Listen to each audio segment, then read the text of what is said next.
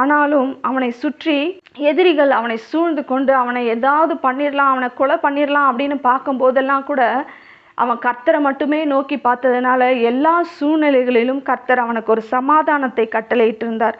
ஏதோ ஒரு வகையில் அவனுக்கு ஒரு சமாதானத்தை கட்டளையிட்டு இருந்தபடியினால தான் அவன் வாயிலிருந்து இந்த வார்த்தை வருகிறது.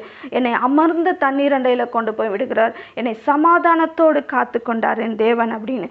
இன்றைக்கும் உங்களுடைய வாழ்க்கையில குறைவுகள் இருக்கலாம், பிரச்சனைகள் இருக்கலாம். கர்த்தர் உங்கள் மேய்ப்பராய் இருக்கிறார் என்பதை நினைவு கூறுங்கள்.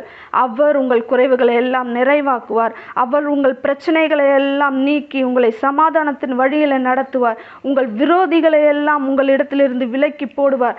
யுத்தம் உங்களுடையதல்ல, கர்த்தருடையது. ஏனென்றால் கர்த்தர் உங்கள் மேய்ப்பனாய் இருக்கிறார்.